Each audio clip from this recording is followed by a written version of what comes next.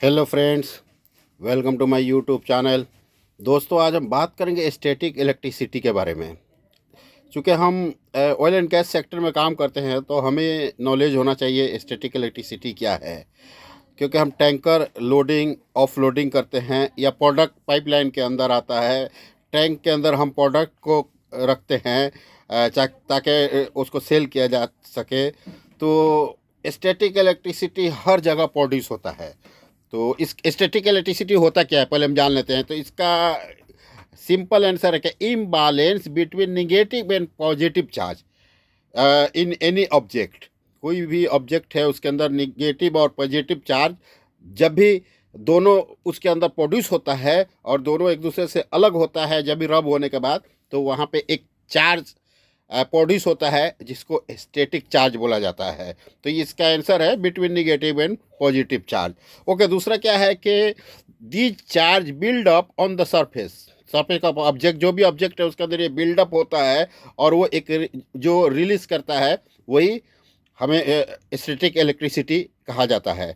अभी एग्जांपल के तौर पे हम देख लेते हैं कि जब हम अपने जूतों को, जब अपने शू को रब करते हैं कारपेट वगैरह पे, ठीक है, तो कारपेट पे जब रब करने के बाद वहाँ पे हमें ऐसा लगता है कि कुछ निकल रहा है। तो ये एक बहुत सारा सिंपल है, स्टार्टिंग है।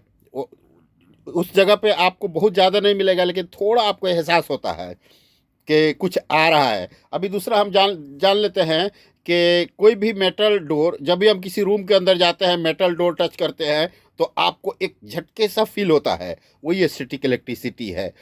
कई बार आप लोग मॉल के अंदर भी जाते हैं तो मॉल के अंदर जब भी आप ऊपर की तरफ जाते हैं तो लिफ्ट हो या जो भी आप यूज़ करके ऊपर जाएं तो आपको टच करने के बाद फील होगा कि कुछ झटका लगा आपके हाथों में। यही है स्टैटिक इलेक्ट्रिसिटी।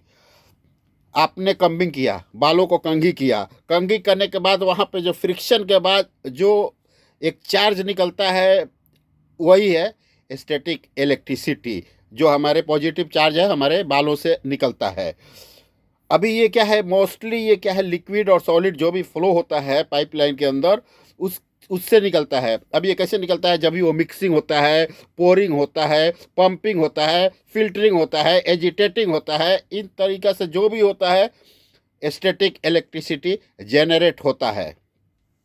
अब ये आपको बता दिया फ्रिक्शन है बिटवीन दो ऑब्जेक्ट के अंदर। अब आप समझ सकते हैं कि स्टैटिक इलेक्ट्रिसिटी को कहीं पे लोग स्टेबल इलेक्ट्रिसिटी भी कहते हैं। तो आप लोगों के नॉलेज के लिए ये बेहतर है।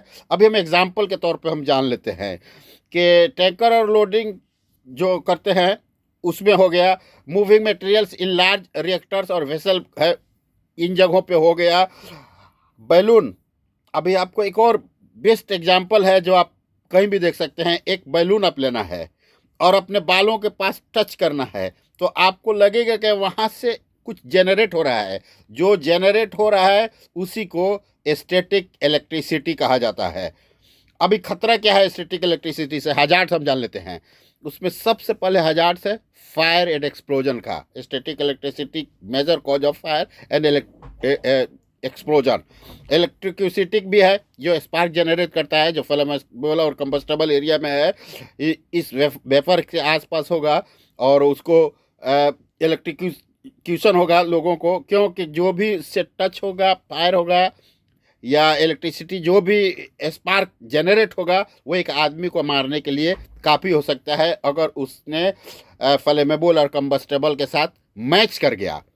तो इन चीज़ों को बचाने के लिए मैं आगे आपको बताऊंगा कंट्रोल्स।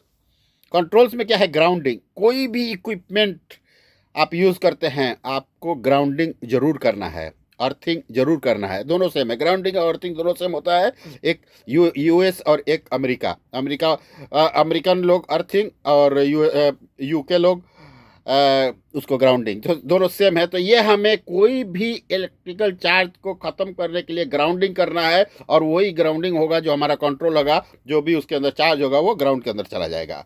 बाउंडिंग, बाउंडिंग के बारे में आप ये जान लीजिए कि कभी भी दो इक्विपमेंट है, एक इक्विपमेंट से दूसरे इक्विपमेंट को कनेक्ट कर देना है तो ये बॉन्डिंग हो जाएगा। बॉन्डिंग होने के बाद जब दो कनेक्ट हो जाएगा एक साथ तो आपको इलेक्ट्रिसिटी चार्ज जो है वो चार्ज खत्म हो जाएगा, जो चार्ज आपको नहीं मिलेगा। बहुत सारा क्वेश्चन आता है, frequently asked question, give an example of static electricity, example लोग पूछता है। तो जैसे मैंने आपको बताया कि डोर डोर का जो नोब होता है या रॉड होता है, उससे होता है जो सडन आपको झटका मारता है, ये एक हो गया। ह्यूमन स्किन से होस्ट जनरेट करता है, ये भी एक हो गया। प्रोडक्शन ऑफ स्टैटिक करंट, जो इस तरह से प्रोडक्शन होता है। अभी दूसरा क्वेश्चन पूछ लेते हैं।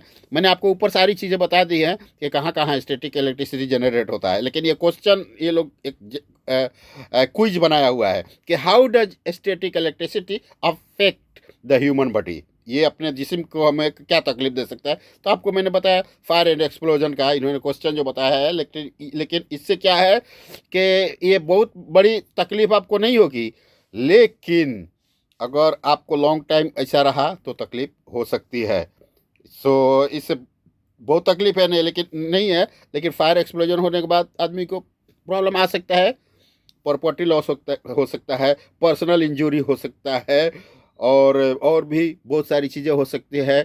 जैसे कि हमारा PEAR होता है, पीपल का नुकसान, एनवायरनमेंट का नुकसान, इक्विपमेंट का नुकसान, रेपुटेशन का नुकसान, ये सारी चीज़ें हैं जो हमें तकलीफ देती है। इन चीज़ों से बचने के लिए हमें स्टैटिक डिस्चार्ज जो चार्ज है उसको ख़त्म करना है। अभी एक क्वेश्चन और है, what kind of electricity produced lightning. Lightning आपको मालूम है, जो आसमान से एक बिजली गिरती है, वो भी एक स्टैटिक चार्ज है, उसको भी स्टैटिक इलेक्ट्रिसिटी कहा जाता है। तो उसे लाइटनिंग कहा जाता है कि व्हिच काइंड ऑफ इलेक्ट्रिसिटी, वो भी लाइटनिंग आपको मैंने बताया, वो भी जो स्टैटिक इलेक्ट्रिसिटी प्रोड्यूस करता है, ऊपर से जो आसमानों से बिजली गिरती है, हमने कई बार देखा हुआ है। आगे क्या बोल रहा है, how can we measure static electricity, कैसे हम मेजर कर सकते हैं स्टैटिक इलेक्ट्रिसिटी को। हमारे पास एक्चुअल कई जगह पे उसके मेजरिंग के लिए थोड़ा मुश्किल मिलता है, एनालॉग और डिजिटल मीटर्स, लेकिन एक गोल्ड लीफ इलेक्ट्रोस्कोप एक होता है, उससे भी मेजर होता है। और एक दूसरा मीटर आया हुआ है, compact handle electricity static electricity metre, उसका नंबर है FMX004। ये मोस्ट कॉमन इंडस्ट्री के अंदर यूज़ किया जाता है, ये नंबर है। और स्टैटिक एनर्जी जो मीटर होता है, ये हमारा स्टैटिक इलेक्ट्रिसिटी वगैरह का मेजर करता है, मशीन वगैरह के ऊपर कि इसके अंदर स्टैटिक इलेक्ट्रिसिटी तो नहीं है, वो लोग चेक करते हैं। ओके, लास्ट हम देखते हैं कि how to discharge static electricity also call, जो उसके अंदर स्टैटिक विक्स होता है, एक स्टिक जैसा होता है विक्स, हमने देखा हुआ है, स्टिक जैसा होता है, पतला होता है, उसके अंदर अर्थिंग वायर लगा हुआ होता है, तो उसे बोलता है static wicks, also called static discharger और स्टैटिक डिस्चार्ज विक्स, ये सब का उसका नाम है। तो ये चीज़ स्टैटिक इलेक्ट्रिसिटी को निकालता है। ज़्यादातर इस चीज़ को हमने फ्लाइट में भी देखा हुआ है, ये लोग फ्लाइट एयरक्राफ्ट वगैरह में रखते हैं। दूसरा क्या है कि इंसुलेटेड स्टैटिक डिस्चार्ज स्टिक भी उसका नाम है, हॉनीवेल कंपनी ने इसको प्रोड्यूस किया था। ये 4 फीट से 6 फीट तक का होता है, ये उसके अंदर ग्राउंडिंग केबल कनेक्ट होता है, ठीक है।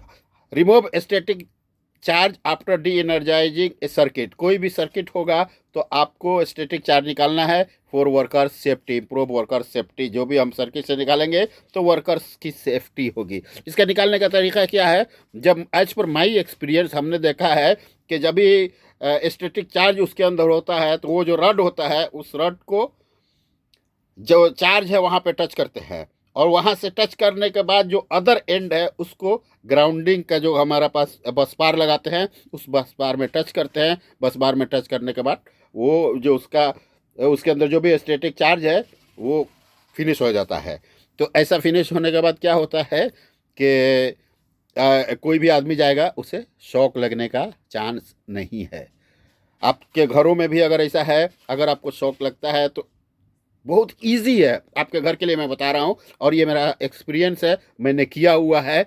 कोई भी फ्रिज के अंदर भी आपको स्टैटिक इलेक्ट्रिसिटी का असर दिखता है, वॉशिंग मशीन के अंदर दिखता है, तो इमीडिएट उसको बॉन्डिंग कीजिए। बॉन्डिंग का मतलब क्या है कि आपके घर में कहीं भी मेटलिक आइटम होगा, यहाँ एक अर्थिंग केबल लीजिए और उस वॉशिंग मशीन से या फ्रिज से कनेक्ट कीजिए और उस का दूसरा एंड किसी भी मेटल से कनेक्ट कर दीजिए, आपका स्टैटिक इलेक्ट्रिसिटी ख़त्म हो जाएगा।